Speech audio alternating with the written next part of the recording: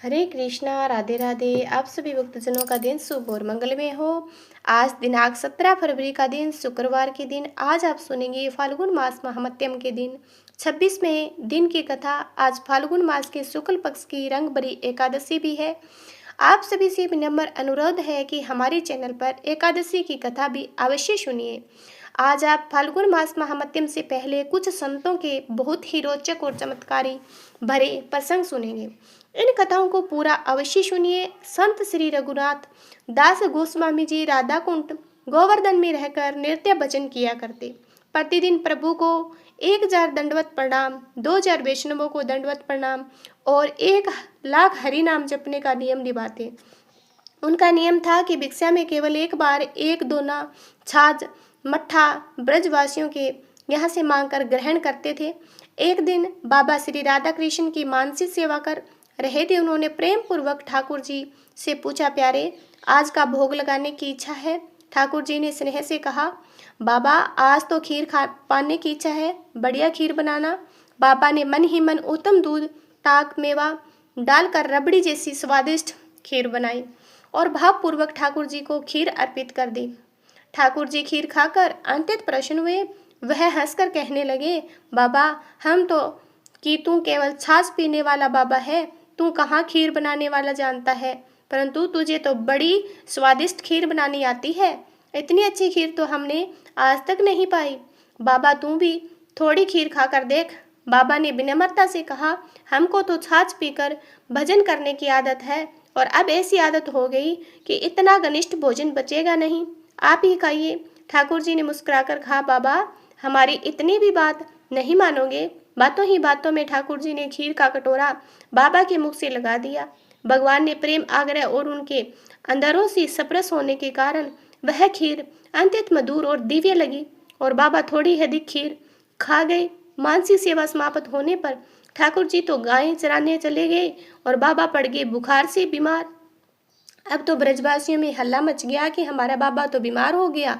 यह बात जब श्रीनाथ मंदिर में श्री विठलनाथ गोसाई जी के पास पहुंची तो उन्होंने अपने वेद से कहा, जाकर श्री रघुनाथ दास जी का उपचार करो, वे हमारे ब्रज के महान रसिक संत है। वेद जी ने बाबा की नाड़ी देखकर बताया कि बाबा ने तो खीर खाई है। ब्रजवासी वेद से कहने लगे, 20 वर्षों से नृत्य हम बाबा को देखते आ रहे हैं। यह बाबा तो ब्रजवासियों के घर से एक दोना छाछ पीकर ही भजन करता है। यह बाबा कहीं आता जाता भी नहीं, फिर भला खीर मांगने कहाँ चला गया। ब्रजवासी वेद से झगड़ा करने लगे, तुम कैसे वेद हो, अरे तुम्हें तो कुछ भी नहीं आता। वेद जी शांत स्वर में बोले, मैं भी एक औषधि देता हूँ जिससे उल्टी होगी और पेट में जो भी है वह बाहर आ जाएगा। अगर खीर नहीं निकली तो मैं अपने आयुर्वेद के सारे ग्रंथ यमुना जी में प्रभावित करके उपचार करना छोड़ दूंगा। ब्रजवासी बोले, ठीक है औषधि का प्रयोग करो। बाबा ने जैसी ही औषधि खाई वैसी ही वमन हो गया और वमन में खीर बाहर निकली। अब तो ब्रजवासी पूछने लगे, बाबा तूने खीर कब खाई? बाबा तू तो छाछ के अलावा कुछ पाता नहीं, यह खीर कहाँ से आ गई? रघुनाथ दास जी के कुछ नहीं बोले क्योंकि वे अपनी उपासना को प्रकट नहीं करना चाहते थे, इसलिए उन्होंने इस रहस्य को गुप्त रखने दिया, मौन रहे, कुछ भी नहीं बताया। आसपास के जो भी ब्रजवासी वहां आए थे वहां से चले गए। परंतु अब उनमें से बाबा के प्रति विश्वास थोड़ा कम हो गया। वे सोचने लगे कि बाबा हमसे झूठ बोलते हैं, खुद तो खीर खाते हैं और हमसे कहते हैं कि सिर्फ छाछ पीकर ही भजन करो। अब तो यह बात चारों तरफ फैलने लगी कि बाबा ने छुपकर खीर खाता होगा और श्रीनाथ जी विठलनाथ जी गोसाई भी सारी बातें बताई। कहा कि आप जाकर ब्रजवासियों के मन की शंका को दूर करो कि कहीं ब्रजवासियों के द्वारा संत अपराध ना हो जाए। तब श्री विठलनाथ गोसाई ने ब्रजवासियों से कहा, रघुनाथ जी परम सिद्ध संत है और वे दीनता की मूर्ति है। बाबा अपने भजन को गुप्त रखना चाहते हैं, इसलिए वह कुछ नहीं बोलेंगे। उन्होंने जो खीर खाई है बाहरी जगत की नहीं, वह तो बांसी सेवा के भाव राज्य में थी, ठाकुर ने स्वयं उन्हें खिलाई थी। ऐसा होता है कि भक्त और भगवान के बीच का अटूट संबंध और ऐसी होती है मानसी सेवा की अद्भुत शक्ति। श्री गणेश दास भगत माली श्री गोवर्धन में लक्ष्मण मंदिर में विराजते हैं। वहां के पुजारी श्री रामचंद्र जी दास गिरिराज की परिक्रमा करने के लिए नृत्य जाया करते। एक दिन परिक्रमा करते करते अन्य ग्राम में लुक लुक दाऊजी नामक स्थान पर पहुंचे। वहां कुंज लताओं के बीच उन्हें एक विलक्षण अद्भुत व्यक्ति दिखाई दिया। उनके नेत्रों से अविरल अश्रुधारा बह रही थी। अनेक संपूर्ण शरीर पर ब्रज की पावन रज लगी हुई थी और उनके मुख से झाग निकल रहा था। थोड़ी देर के लिए पुजारी श्री रामचंद्र दास जी वहीं ठहर गए। कुछ समय बाद उस विलक्षण पुरुष का शरीर धीरे धीरे पुनः सामान्य स्थिति में आने लगा और वह बड़े भाव से महामंत्र का उच्चारण करने लगा। हरे राम हरे राम हरे राम हरे राम, हरे कृष्णा हरे कृष्णा हरे कृष्णा हरे कृष्णा। पुजारी जी तुरंत समझ गए कि यह कोई साधारण व्यक्ति नहीं बल्कि कोई महान सिद्ध संत है। उन्होंने विनम्रता से उसका नाम पूछा तो उन्होंने सरल भाव से कहा कि प्रेम से सभी लोग उन्हें हरे राम बाबा कहकर पुकारते हैं। इसके बाद पुजारी जी उन्हें लक्ष्मण मंदिर में श्री गणेश दास की भक्तमाली जी के पास गए। धीरे धीरे दोनों संत के बीच में हरि चर्चा प्रारंभ हुई, जो दिन प्रतिदिन बढ़ती गई। आपसी स्नेह गहरा हो गया। श्री हरिराम बाबा भी वहां साथ में रहने लगे। हरिराम बाबा ने पूरे 12 वर्ष तक केवल गिरिराज की परिक्रमा की। उनके पास केवल 4 लकड़ी के छोटे छोटे टुकड़े थे जिन्हें वह करताल की तरह प्रयोग करते थे। उन्हें लकड़ी के टुकड़ों को बजाते हुए अनिस दिन रात दिन 12 वर्षों तक महामंत्र का जप करते हुए श्री गिरिराज की परिक्रमा करते रहे। जब उन्हें नींद आती तो वहीं पर भूमि पर विश्राम कर लेते और जैसे ही नींद खुलती वह तुरंत उठकर फिर से परिक्रमा में लग जाते। नित्य वृंदावन की परिक्रमा करना और यमुना जी का जलपान, यमुना जी में स्नान करना उनका अटल नियम था। बाद में बाबा श्री सुदामा कुटी में विराजमान हुए। जब भी बाबा हरे राम महामंत्र का कीर्तन करते, हरे राम राम राम हरे हरे हरे कृष्ण, तब वे प्रेम आवेश में आ जाते। उन्हें भगवान के साक्षात अनुभूति होने लगती। उनके सामने एक अद्भुत नील वर्ण की दिव्य कांत प्रकट होती और उसी दिव्य प्रकाश में उन्हें श्री कृष्ण के दर्शन हुआ करते। उस दिव्य नीलकांत को पकड़ने के लिए बाबा अक्सर उसके पीछे दौड़ते पड़ते। कुछ ही क्षणों में वह मूर्छित होकर गिर जाते। उनका पूरा शरीर कांपने लगता और कुछ समय बाद वह फिर से साधारण स्थिति में आ जाया करते। एक बार बाबा श्री गणेश दास जी, पुजारी श्री रामचंद्र दास जी और श्री हरिराम बाबा, यह तीनों संत पैदल ही जगन्नाथपुरी दर्शन के लिए निकल पड़े। रास्ते में कीर्तन करते चलते जब श्री हरिराम बाबा उनको याद करते और उनकी श्री कृष्ण की भक्ति में डूब जाते तो आनंद का अनुभव होता। जगन्नाथ श्री आनंद अनुभव करते और अनेक प्रकार के आनंद का अनुभव करते, उनकी सभी मनोकामनाएं हैं जो पूरी होती। इसी प्रकार से जो सच्चे मन से साधना करता है वह 3 मील तक चीरते हुए निकल गए। उनका पूरा शरीर रक्त से भर गया। वे घंटों तक मूर्छित अवस्था में पड़े रहे। ऐसा मार्ग में कई बार हुआ। बहुत दिनों की कठिन यात्रा के बाद अंततः वह संत श्री जगन्नाथपुरी पहुंच गए। जयपुर में बुरहमल बजाज नाम के एक व्यापारी रहा करते, जो बाबा के शिष्य भी थे। एक बार उन्होंने अपने 3 मंजिला मकान की छत पर कीर्तन का भव्य आयोजन करवाया। अनेक सत्संगी भक्तों और संतों को निमंत्रण दिया गया। बाबा को भी विशेष रूप से कीर्तन में बुलाया गया। बाबा ने विनम्र भाव से कहा कि छत पर कीर्तन करना ठीक नहीं, पता नहीं कब प्रेम आवेश आ जाए और लोगों को परेशानी हो जाए, इसलिए अच्छा होगा कि कीर्तन नीचे आंगन में ही किया जाए। परंतु बुरहमल सेठ ने आग्रह करते हुए कहा, महाराज आप केवल एक कोने में बैठ जाना, अब तो सारी व्यवस्था हो चुकी है। बुरहमल के बार बार विरोध करने से बाबा कीर्तन में बैठ गए। कीर्तन प्रारंभ हुआ। हरे राम हरे कृष्णा हरे राम हरे कृष्णा हरे राम हरे कृष्णा। कुछ ही देर बाद बाबा स्वयं ही रोक ना सके। वे कीर्तन में इतने अधिक लीन हो गए कि नृत्य करते करते दौड़ पड़े और छत से नीचे गिर गए। सभी लोग घबरा कर नीचे दौड़े और बाबा को उठाया। कुछ समय तक वह मूर्छित रहे। उनके एक हाथ में अधिक चोट लग गई और यह देखकर बुरहमल अत्यंत दुखी हुए कि उन्होंने बाबा की आज्ञा का उल्लंघन किया। बुरहमल ने बाबा को अपने ही घर पर रखकर उनकी बहुत अच्छे प्रकार से लंबे समय तक सेवा की। एक दिन श्री हरिराम बाबा प्रसन्न होकर बोले, बुरहमल बच्चा, मैं तुमसे बहुत प्रसन्न हूँ, कुछ मांग लो। बुरहमल ने अत्यंत विनम्रता से कहा, बाबा मेरी तो बस यही इच्छा है कि मेरा शरीर भगवान का भजन करते हुए छूटे और मुझे भगवान के नित्य धाम की प्राप्ति हो। बाबा ने आशीर्वाद देते हुए कहा, ठीक है बच्चा, ऐसा ही होगा। तुम अकेले ही नहीं बल्कि तुम्हारी पत्नी भी तुम्हारे साथ भजन करते करते भगवान के धाम को जाएगी। कुछ समय बाद एक दिन श्री गणेश दास जी, पुजारी श्री रामचंद्र दास जी और श्री हरिराम बाबा, ये तीनों संत जयपुर के पास गलता आश्रम में पहुंचे और स्नान करके श्री हरिराम बाबा पहले स्नान कर तिलक लगाकर माला जपने लगे। उसी समय वह सहसा बैठे, दोनों हाथ आकाश की ओर उठाकर आशीर्वाद देते हुए बोले, बहुत अच्छे बुरामल, बच्चा धाम को पधारो और ठाकुर जी को मेरी ओर से प्रणाम कर देना। बाबा गणेश दास और पुजारी जी ने आश्चर्य से पूछा, बाबा आप ये आकाश की ओर देखकर किससे बातें कर रहे हो? श्री हरिराम बाबा ने कहा, क्या तुमने देखा नहीं, बुरहमल अपनी पत्नी के साथ विमान में बैठकर बैकुंठ को जा रहा है। वही तो भगवान को प्रणाम करने से पहले आशीर्वाद लेकर गया था।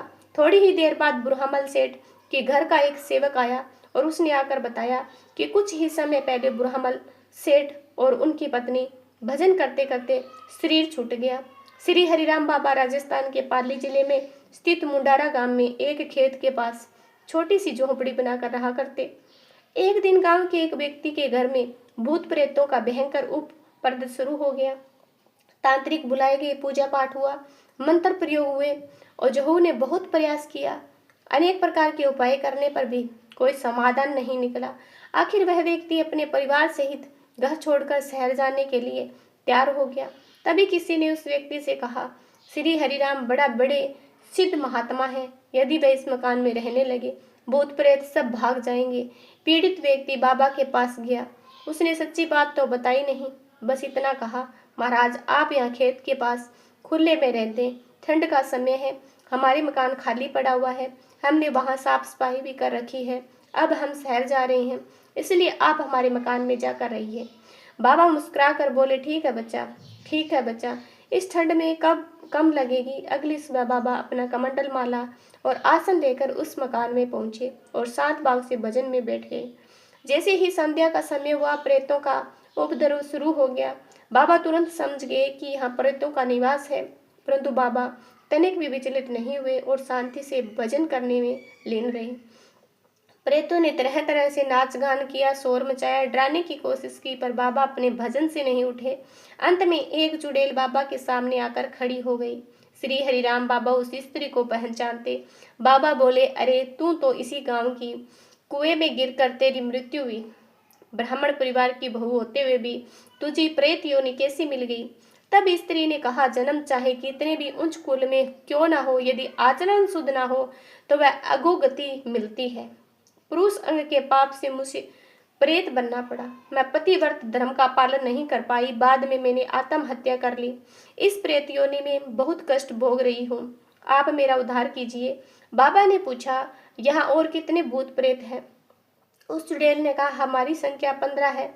बाबा बोले, ठीक है, मैं तुम्हारे उद्धार के विषय में विचार करूंगा। अगले दिन वह फिर आई और बोली, बाबा हम पर कृपा कीजिए। बाबा थोड़े विनोदी स्वभाव के थे और मुस्कुरा कर बोले, क्या केवल बातों से उद्धार हो जाता है? उद्धार तो घी से होता है। हमारा घी समाप्त हो गया है, हम भगवान को सूखी रोटी का भोग लगा रहे हैं, गाय का घी लेकर आओ। चुड़ैल बोली, ठीक है, मैं अभी घी लेकर आती हूँ। गांव में एक यादव परिवार के मुखिया जी रहते थे। वह चुड़ैल जाकर उनकी बहू के शरीर पर चढ़ गई। अब बहू अजीबोगरीब हरकत करने लगी। तुरंत एक तंत्र मंत्र जानने वाले ओझा को बुलाया गया। जैसे ही वह ओझा ने मंत्रों का प्रयोग किया, चुड़ैल बोल उठी, मैं इसे नहीं छोड़ूंगी, मैं इसे अपने साथ ले जाऊंगी। ओझा जी बोले, इसे छोड़ दो, इसकी नई नई शादी हुई है, इसके प्राण क्यों लेना चाहती हो? चुड़ैल ने कहा, नहीं, मैं तो इसे लेकर ही जाऊंगी। ओझा ने पूछा, इसे छोड़कर किस प्रकार जाओगी, उपाय बताओ। चुड़ैल बोली, गांव में एक हरिराम बाबा नाम के महात्मा है, उनका घी खत्म हो गया है, वे भगवान को सूखी रोटी का भोग लगाना चाहते हैं, उसके पास गाय का घी पहुंचाओ, तब मैं इसे छोड़कर चले जाऊंगी। मुखिया जी के पास गई और वहां से उन्होंने घी का इंतजाम किया और वह फिर हरिराम बाबा के पास गए। उन्होंने वहां हरिराम बाबा को ढूंढा और 3 किलो गाय का घी उन्होंने तुरंत अपने सेवक के साथ घी बाबा के पास पे भिजवा दिया। जैसे ही बाबा घी पहुंचा, वह चुड़ैल वापस चली गई। अब पूरे गांव में यह बात फैल गई, अगर बाबा को घी नहीं दिया तो हमारे घर में भी भूत प्रेत भेज देंगे। हर दिन बाबा के यहाँ पाव भर ताजा घी आने लगा। बाबा उस घी से संत सेवा भी करने लगे। हलवा, पूरी, चावल आदि में घी का प्रयोग होने लगा। कुछ दिनों बाद वह चुड़ैल फिर बाबा के पास गई और बोली, बाबा रोज घी का प्रबंध करो, हम आपका उद्धार करेंगे। बाबा बोले, तुम्हारा उद्धार कैसे होगा? उसने कहा, हमारे लिए यदि शिव पुराण की कथा हो जाए तभी हमारा उद्धार होगा। बाबा ने कहा, ठीक है, जब तुम्हारा उद्धार हो जाए तब हमें अनुभूति करवा देना। बाबा ने पास में रहने वाले एक ब्राह्मण जानकी प्रसाद चौबे को बुलाया और उनसे बाबा श्री गणेश दास जी के नाम एक पत्र लिखवाया और उस पत्र में पूरी घटना लिख दी कि किस कार्य के लिए शिव पुराण की कथा करनी है। बाबा गणेश दास जी ने कहा, हमने तो कभी शिव पुराण की कथा कही नहीं, परंतु श्री हरिराम बाबा की आज्ञा से तुरंत अवश्य करेंगे। बाबा श्री गणेश दास जी मथुरा से चलकर हरे राम बाबा के पास गए और प्रातः काल महाराज मूल पाठ किया करते। संध्या काल पूरे 5 घंटे तक कथा सुनाया करते। वे सभी प्रेत दिव्य देह धारण करके श्री हरिराम बाबा के सामने आकर प्रणाम करके बोले, बाबा भगवान शिव के गणों का विमान आ गया है और उनके साथ हम सभी कैलाश पर जा रहे हैं। एक बार बाबा गणेश दास जी ने उनका थोड़ा परिचय और कुछ पद एक पुस्तक के रूप में प्रकाशित कराया, जो श्री रामानंद पुस्तकालय से प्रकाशित हुई। दिल्ली की एक स्त्री ने वह पुस्तक पढ़ी और मन में सोचा कि क्या इस समय ऐसे भगवत प्राप्त संत विराजमान है जो इनके दर्शन तो अवश्य करने चाहिए। वह स्त्री उस पुस्तक पर दिए गए पत्ते को पढ़कर सुदामा कुटी पहुंची। वहां उस समय राजेंद्र दास जी और कुछ अन्य वैष्णव सेवा में निवास करते। उस स्त्री ने विनम्रता से पूछा, इस पुस्तक में जिनके पद लिखे हैं क्या उन संत के दर्शन हो सकते हैं? राजेंद्र दास जी ने शांत स्वर में कहा, बाबा का शरीर बहुत वृद्ध हो गया और वह चल फिर नहीं सकते। उस स्त्री ने बाबा हरिराम के बारे में अधिक जानने की इच्छा प्रकट की। तब राजेंद्र दास जी ने उनकी कुछ अद्भुत अनुभूतियां सुनाई, जिससे वह स्त्री की श्रद्धा और अधिक बढ़ गई। राजेंद्र दास जी अंदर जाकर बाबा से बोले, बाबा एक भक्ता आपके दर्शन करने आई है। श्री हरिराम बाबा बोले, यहाँ किसी को मत लाओ, मैं तो नंगे धंगड़ पड़ा रहता हूँ, शरीर पर लंगोटी भी नहीं होती। राजेंद्र दास जी ने निवेदन किया कि बाबा वह श्रद्धावान स्त्री है, आपके दर्शन करने की बहुत इच्छा है। तब बाबा ने कहा, ठीक है। राजेंद्र दास जी ने श्री हरिराम बाबा के शरीर पर कपड़ा डाल दिया और उस भक्ता को अंदर लेकर आ गए। उन्हें विनम्रता से प्रणाम किया और कुछ फल तथा भेंट किए। बाबा ने स्नेह से पूछा, कहाँ से आई हो, घर में कौन कौन है? उसने अपने घर परिवार का सारा हाल सुनाया। अंत में बाबा ने पूछा, तुम्हारा विवाह हुआ या नहीं? उसने उत्तर दिया कि घर परिवार की जिम्मेवारी मुझ पर आने के कारण अब तक विवाह नहीं हुआ। बाबा बोले, मैं तो अब विवाह के योग्य नहीं हूँ, मेरा शरीर तो बहुत वृद्ध हो गया है। स्त्री ने आश्चर्य से कहा, बाबा आप ये कैसी बातें कर रहे हैं? मैं तो आपकी पोती जैसी हूँ और आप साधु होकर ऐसी बातें करते हो।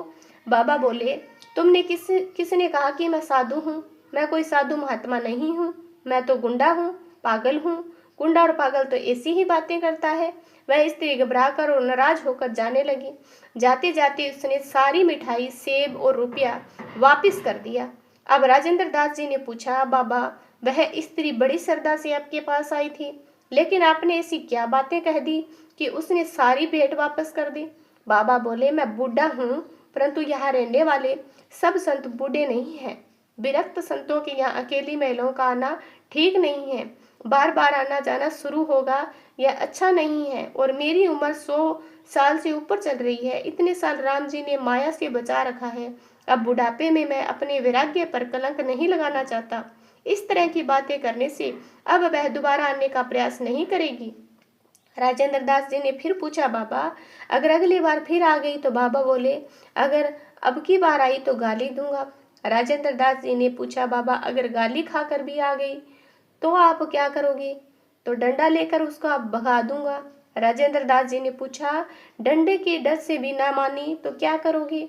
बाबा बोला। यह सुनकर बाबा की आंखों में आंसू आ गए। वह रोने लगे और भावुक होकर बोले, अगर उसकी ऐसी अटूट श्रद्धा संतों के चरणों में है तो फिर मैं उसको श्री कृष्ण से मिलने का रास्ता बता दूंगा। फिर बाबा ने हरे राम संकीर्तन किया। हरे राम हरे राम हरे राम हरे राम, हरे कृष्णा हरे हरे। एक बार कनक भवन अयोध्या में महाराज का भव्य आयोजन किया गया। उस समय श्री हरिराम बाबा और श्री गणेश दास भगत, एक माली जी, अनेक संतों के साथ अयोध्या राज में दर्शन करने पधारे। जैसे ही ठाकुर जी अंतर्ध्यान हुए वैसे ही श्री हरिराम बाबा का शरीर भी निष्प्रभ हो गया, उनकी चलनी भी बंद हो गई। सब ने कहा बाबा पधार गए। सरयू जी चले गए। बाबा श्री गणेश दास जी ने कहा यह विलक्षण महापुरुष है, जब तक इनके शरीर से दुर्गंध नहीं आती तब तक अंतिम संस्कार नहीं करना चाहिए। अगले दिन पुनः रासलीला प्रारंभ हुई। श्री कृष्ण गोपियों के मध्य प्रकट हुई। उसी क्षण बाबा जी ने कूदकर खड़े हो गए और वह भाव विभोर होकर पुकारने लगे, हे प्राणनाथ, हे गोविंद, हाँ रास बिहारी, हे गोपीनाथ। और कहते हुए भगवान के चरणों में पकड़कर लिया। श्री हरिराम बाबा कुछ समय के लिए कोटा राजस्थान में विराजे। उस समय बाबा नृत्य प्रति कीर्तन करते और लोगों से भी करवाते। एक दिन बाबा चंबल नदी में स्नान करने गए और उसी समय जब उन्होंने चंबल नदी के पवित्र जल को देखा, उनके हृदय में यमुना जी का स्मरण जाग उठा। यमुना जी का स्मरण होते ही उन्हें श्री कृष्ण का ध्यान आ गया। श्री कृष्ण की याद में इतने भाव विभोर हो गए कि भाव आवेश में आकर वह सीधे जल में कूद गए। सब लोगों ने यह दृश्य देखा और घबरा गए। उन्होंने सोचा कि नदी का प्रवाह बहुत तीव्र है, गहराई भी अत्यधिक है, बाबा तो अवश्य ही डूब गए होंगे। तब मच्छरों की सहायता से बड़े बड़े जालों के द्वारा बाबा का शरीर बाहर निकला। सब ने मिलकर चिंता त्यार की, उनके शरीर को अग्नि देने की तैयारी करने लगे। उसी समय कोटा में बाबा के परम शिष्य श्री द्वारिका लाल दुबे जी भजन कर रहे थे। वह पहले न्यायाधीश के पद पर रह चुके थे, परंतु बाद में नौकरी त्याग कर अपना संपूर्ण जीवन भजन में समर्पित कर दिया। भजन करते करते उन्हें ध्यान में श्री रघुनाथ जी के दर्शन हुए। श्री रघुनाथ जी ने कहा, श्री हरिराम बाबा मेरे नित्य धाम में आ गए, परंतु उनका शरीर अभी कुछ समय तक संसार में रहना शेष है। शीघ्र ही उनके शरीर में पुनः प्राणों का संचार होगा। लोग उनका अंतिम संस्कार करने जा रहे हैं। अंत तुम तुरंत जाकर उनके शरीर की रक्षा करो। आज्ञा मिलते ही तुरंत पुलिस को लेकर वहां पहुंचे और बाबा के शरीर को अपने घर ले गए। जब घर वालों ने विरोध किया, बाबा के शरीर को लेकर दूसरी हवेली में चले गए। उन्होंने फूल बिछाकर बाबा के शरीर को आदरपूर्वक कहा, दीपक जलाया, स्वयं भजन में बैठ गए। लगभग 12 घंटे तक बैठे रहे। अचानक बाबा महामंत्र का उच्चारण करते ऊपर उठकर बैठ गए। द्वारिका लाल जी ने तुरंत ठाकुर जी की आज्ञा सुनाई। विनम्रता से पूछा, बाबा आप नित्य धाम कैसे चले गए थे? बाबा बोले, ठाकुर जी के पार्षद दिव्य विमान में आए थे और मुझे अपने साथ लेकर गए थे। वहां भगवान ने पार्षदों से कहा, बाबा से अभी धरती पर बहुत सारे कार्य करवाने हैं, इन्हें पुनः पृथ्वी पर छोड़कर आओ। फिर भगवान ने कहा, तुमने हमारी आज्ञा का पालन किया, हम तुम पर अत्यंत प्रसन्न हैं, जो चाहो वह वरदान मांग लो। तब द्वारिका लाल जी ने हाथ जोड़कर कहा, बाबा मेरी केवल एक इच्छा है, भगवान के दर्शन करते हुए और कीर्तन करते हुए ही मेरा शरीर शांत हो। बाबा ने मुस्कुराकर कहा, ठीक है, ऐसा ही होगा। और सचमुच जन्माष्टमी के पूर्व श्री मधुरेश जी के मंदिर में पैरों में घुंघरू बांधकर वह कीर्तन कर रहे थे। भगवान के दर्शन करते करते कीर्तन में लीन रहते हुए उनके प्राण निकल गए। हरे राम हरे कृष्णा, हरे राम हरे कृष्णा, हरे राम हरे कृष्णा, हरे राम। यह था आज का अद्भुत और हृदय को स्पर्श करने वाला प्रसंग। अब सुनिए फाल्गुन मास महामत्यम की कथा का 26वां अध्याय। मार्कंडेय जी धर्मराज युधिष्ठिर को अनेक पवित्र तीर्थों का महात्म्य सुनाते हुए आगे कहते हैं, धर्मराज युधिष्ठिर सूर्य वंश में इंद्रग नाम से प्रसिद्ध एक महान राजा हुए, जो अयोध्या के अधिपति थे। उन्होंने पर्वत वन और कानन सहित संपूर्ण पृथ्वी का अत्यंत धर्मपूर्वक पालन किया। उनके राज्य में चारों वर्णों के लोग अपने अपने धर्म का पालन निष्ठा और श्रद्धा से किया करते। हरे गांव कामधेनु के समान इच्छा अनुसार दूध देने वाली थी। पृथ्वी हरी भरी खेती से सजी रहती और समृद्धि चारों ओर से दिखाई देती। एक दिन राजश्री इंद्रगुण ने महर्षि वशिष्ठ जी से पूछा, महामुनि मैं ऐसा यज्ञ करना चाहता हूँ, कृपया बताइए कि किस तीर्थ में जाकर उसका अनुष्ठान करना चाहिए। वशिष्ठ जी बोले, राजन वेदों के ज्ञाता ब्राह्मण ऋषिगण आपको जो समिति दे उसकी किस प्रकार योग्य ब्राह्मण ऋतुराजों के द्वारा यज्ञ का अनुष्ठान करना चाहिए। उस समय राजसभा में मरीचि, कश्यप, अंगिरा, गौतम, दुर्वासा, चेवन, दुमर, महामुनि, कर्ण और अन्य अनेक उत्तम व्रत का पालन करने वाले मुनीश्वर विराजमान थे। महाराज इंद्रघुम ने विनम्रता पूर्वक उनसे पूछा कि किस तीर्थ में किया गया यज्ञ मनोवांछित फल प्रदान करता है, कृपया मार्गदर्शन कीजिए। तब ऋषिगण कहने लगे, राजन, इस विषय में ऋषियों ने अनेक भिन्न भिन्न तीर्थों को श्रेष्ठ बताया है। यह सुनकर दुर्वासा जी हंसते हुए बोले, राजन, ब्राह्मण ज्ञान की अधिकता से श्रेष्ठ माने जाते हैं। क्षत्रियों में जिसका बल और पराक्रम अधिक हो वही श्रेष्ठ है। वैसे कि श्रेष्ठ धन्य है और धन्य की अधिकता से मानी जाती है। शूद्र जन्म तथा आयु के अनुसार श्रेष्ठ कहे जाते हैं। 7 कल्पों तक जीवित रहने वाले तीनों वेदों के ज्ञाता त्रिकालदर्शी महर्षि मार्कंडेय, उनसे श्रेष्ठ निर्णय कौन कर सकता है। महाराज, आप नर्मदा के तट पर स्थित दमन में जाइए। वहाँ मार्कंडेय जी जहाँ संकेत करे उसी स्थान पर अपना यज्ञ प्रारंभ कीजिए। राजा इंद्रग्न ने आदरपूर्वक कहा, देव ऋषि, आप जैसा कहते हैं मैं वैसा ही करूँगा। ऐसा कहकर उन्होंने अपने मंत्री देवगर्भ को ही यज्ञ की सभी सामग्री साथ ले चलने का आदेश दिया। सब ब्राह्मण और मुनियों के साथ दिव्य वाहन पर आरूढ़ होकर अत्यंत प्रसन्नता से यात्रा के लिए निकल पड़े। उनके साथ अंतपुर की रानियां भी थीं। इस प्रकार सबके साथ राजा इंद्र गुमन ब्रह्मण पहुंचे। जहां मार्कंडेय जी विराजमान थे, वहां जाकर उन्होंने मार्कंडेय वट का पूजन किया। राजा इंद्र गुमन को आया देखकर महामुनि मार्कंडेय ने ब्रह्म ऋषियों के साथ पूछा, हे राजन, यह किस प्रयोजन से आपका आगमन हुआ है, कृपया बताइए। तब राजा ने विनम्र भाव से कहने लगे, हे ब्राह्मण देवता, मैं यज्ञ करने के लिए यहाँ आया हूँ। कृपया यह बताइए कि किस तीर्थ में उसका अनुष्ठान करना उचित रहेगा। यह सुनकर महर्षि मार्कंडेय ने अत्यंत गंभीर स्वर में कहा, राजन, समुद्र प्रेत इस पृथ्वी पर जितने भी तीर्थ है वह सभी नर्मदा नदी में स्नान करने के लिए आते हैं। उत्तर दिशा में जितने भी शिवलिंग है और दक्षिण में जो भी तीर्थ है वह सब कोटि तीर्थ में लीन हो जाते हैं। इसी कारण उसका नाम कोटि तीर्थ पड़ा। भगवान शंकर ने पूर्व काल में पार्वती जी, कार्तिकेय, शिव, ब्रह्मा, विष्णु तथा इंद्र आदि देवताओं के समक्ष इस तीर्थ का महत्व इस प्रकार वर्णित किया कि ओमकारेश्वर के समीप नर्मदा में कोटि तीर्थ स्थित है। जो दान, होम, यज्ञ तथा कठिन तप करता है, पुण्य कर्म किए जाते हैं, उनके पुण्य का कोई अंत नहीं। ग्रहण काल में कुरुक्षेत्र की प्रशंसा की जाती है, परंतु नर्मदा का सभी कार्यों के लिए पुण्यदायिनी कही गई है।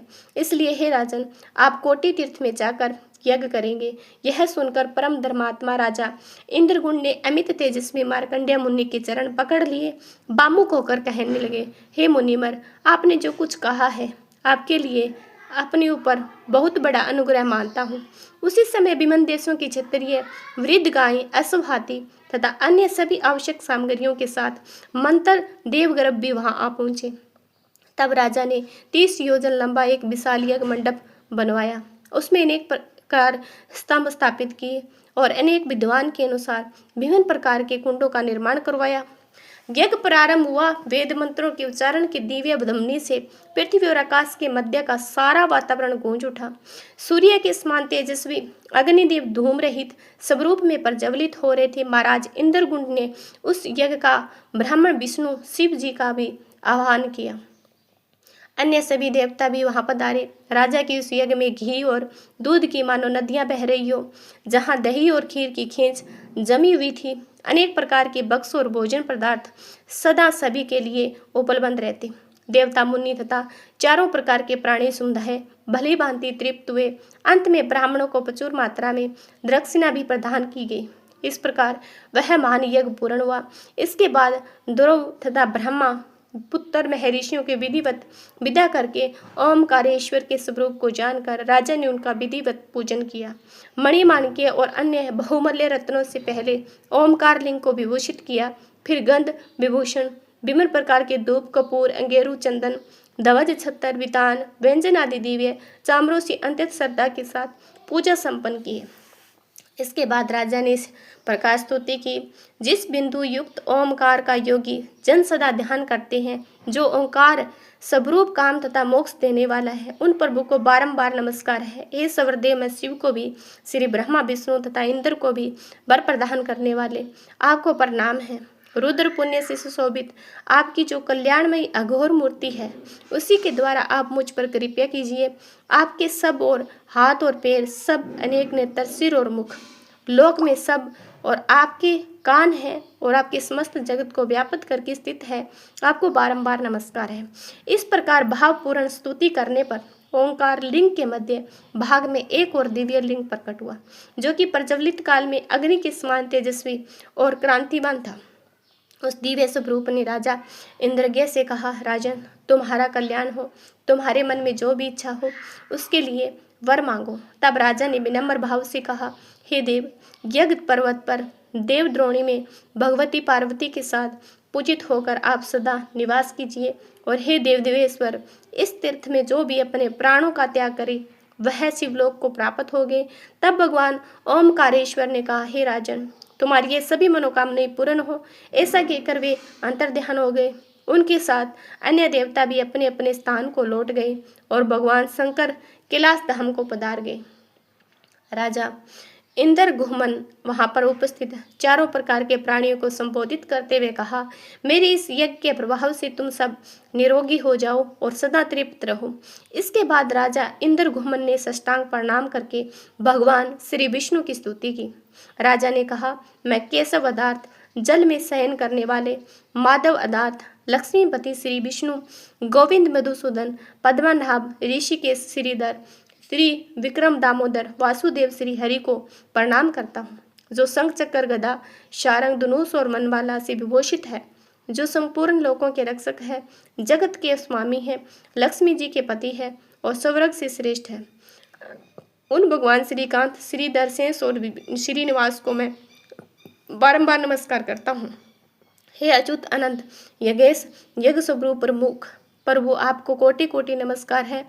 साम और अर्थ वेदों के स्वरूप शिवमय रूप भगवान, आपको बारंबार प्रणाम है।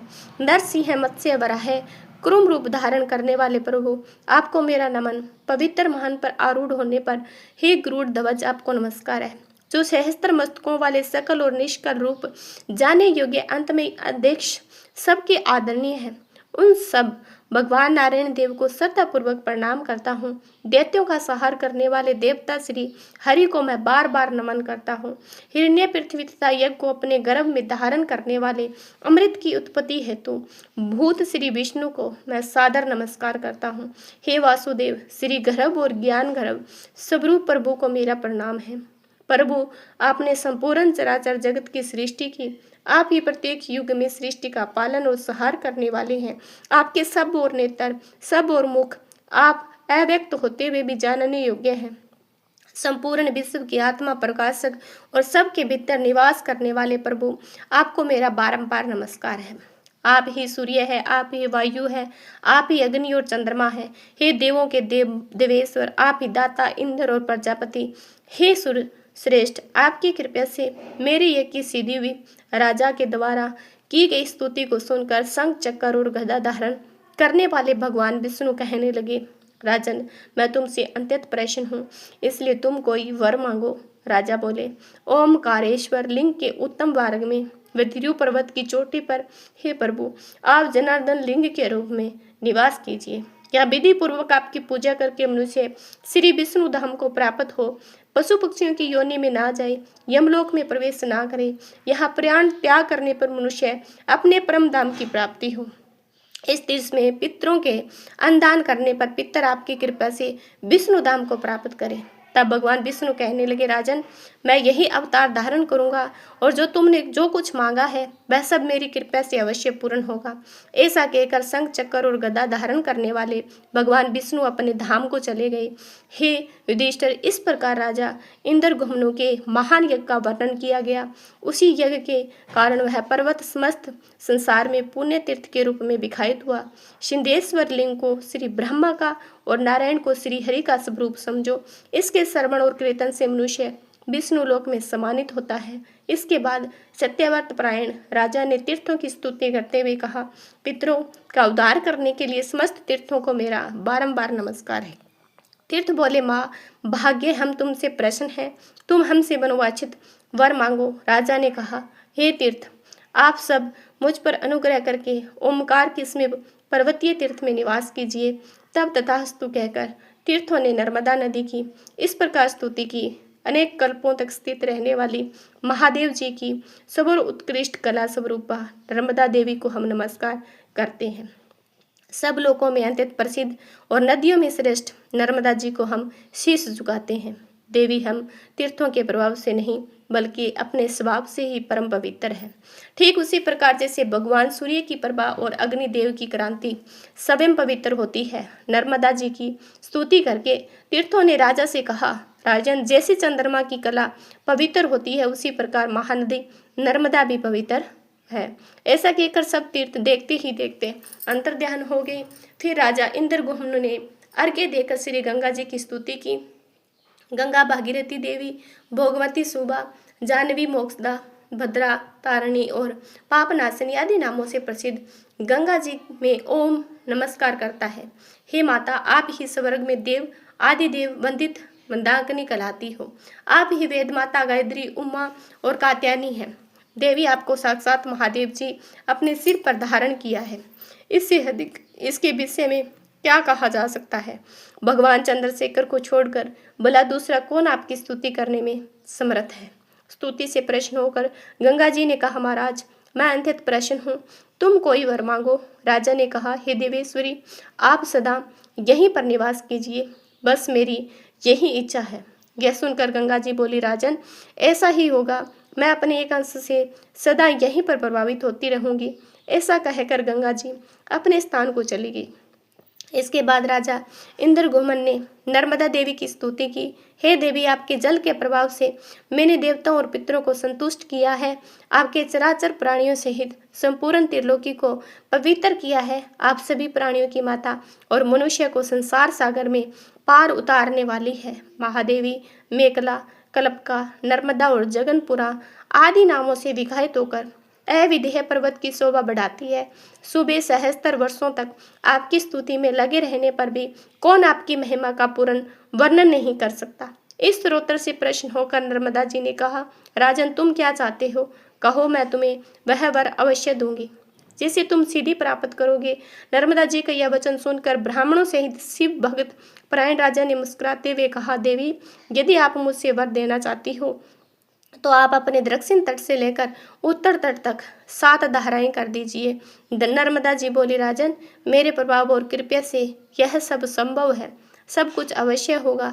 यहाँ जो दान दिया जाएगा उसका पुण्य असंख्य होगा। यहाँ दान देने वाले पुण्य इस संसार में जन्म नहीं होगा। सूदर, चंडाल, मृग, परशु और सर्प आदि भी नीलगंगा संगम में स्नान करने या प्राण त्यागने पर स्वर्ग धाम को जाएंगे। इसके बाद नर्मदा जी को प्रणाम करके राजा इंद्रगुम्न वहां वाहन पर आरूढ़ हुए और सहस्त्र रजाओं के साथ अपनी राजस्थानी देव निर्मित पुरी अयोध्या को लौट गए। वहां उन्होंने बहुत लंबे समय तक राज्य किया। अंत में स्वर्गलोक को प्राप्त हुए। हे धर्मराज युधिष्ठिर, यह प्राचीन इतिहास मैंने तुम्हें सुनाया। इसे कहते यमलोक देखते आप पाप योनि को नहीं जाते। बस हमारा यह 27वां अध्याय यहीं पर समाप्त होता है। कमेंट में जय भोलेनाथ जरूर लिखना और चैनल को सब्सक्राइब जरूर करना।